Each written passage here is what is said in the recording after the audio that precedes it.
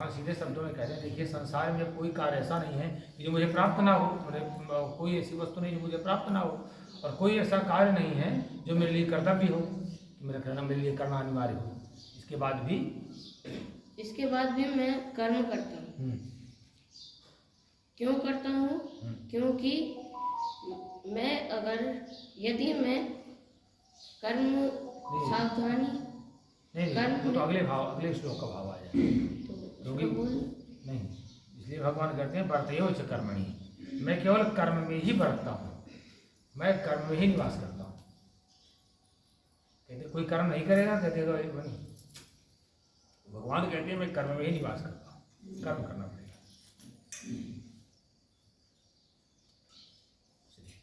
कल चर्चा ये हुई थी ना, भगवान ने कहा था कि तस्मात् इंद्रियाणि आदोर्नियम भरतर्षभ पापमानम प्रजेहीनम ज्ञान विज्ञान नाशनम, कि काम और क्रोध का नाश कैसे करना है। भगवान ने कहा कि तू पहले इंद्रियों को बस में करो, है ना। तो कहते हैं चलिए, अगर ये नहीं हो सकता है किसी से, अगर इंद्रियां बस में नहीं आ सकती हैं, तो एक बहुत अच्छा उपाय बताते हैं। देखिए, इंद्रियाणि पराण्याहुरिन्द्रियेभ्यः परं मनः मनसस्तु परा बुद्धिर यो बुद्धे परतस्तु सः। भगवान कहते हैं ये जो हमारा शरीर है ना, इससे इंद्रियां बहुत बलवान होती हैं। हम तो कहा करते हैं 10 गुना बलवान होती हैं। देखना, जहां इंद्रियां चाहेंगी, अगर उनके हम बहुत वशीभूत वहीं लेके पहुंच जाएंगे। हमने देखा ये बहुत अच्छी वस्तु है, ये बहुत अच्छा व्यक्ति है, हमें जच गया, हमारी इंद्रिय ने देख लिया, पसंद कर लिया, हम बलात् पहुंच जाएंगे। नहीं पहुंच जाएंगे तो मन को पहुंचाएंगे, 10 बार पहुंचा देंगे ना। इंद्रियों ने ही तो देखा, हमारी आंख ने ही तो देखा, तो भले ही ना पहुंचे, शरीर से मन को पहुंचा दिया उसने 10-12 बार। दिन में पहुंचाता रहता है, रात दिन कई दिनों तक चिंतन कराता है, पापियों का हजारों वर्षों तक चिंतन कराता है, कई जन्मांतरों तक चिंतन कराता है। क्यों इन नरक में आ जाते हैं? सारा खेल मन में तो है। हमने मन में किसको भरा? भगवान को कि इंसान को? ये हमें विचार करना है।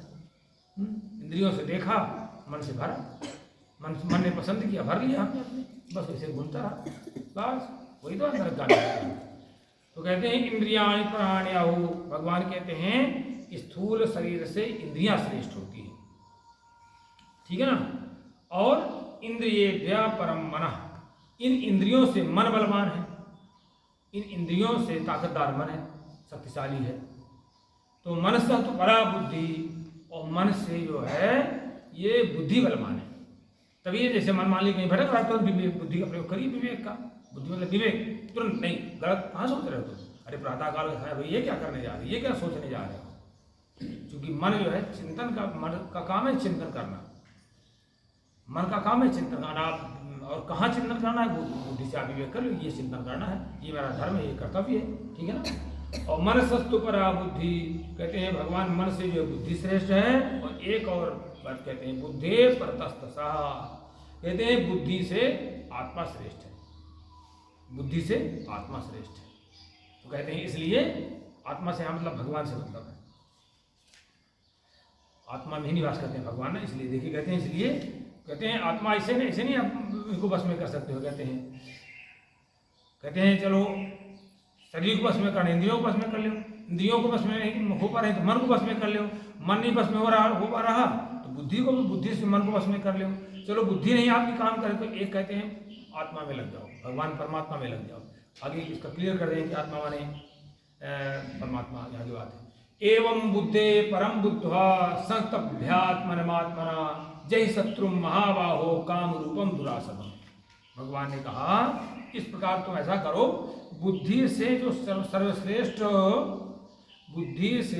सर्वश्रेष्ठ जो आत्मा है, परमात्मा है, उसको जान ले आप, अपनी बुद्धि के द्वारा उसको समझ ले, और फिर आत्मानम संस्तभ्य, मन को वश में करके, और महाबाहो काम रूपम दुरासदम जही, इसलिए मन को वश में करके फिर इस कामना रूपी, इच्छा रूपी शत्रु को मार डालो।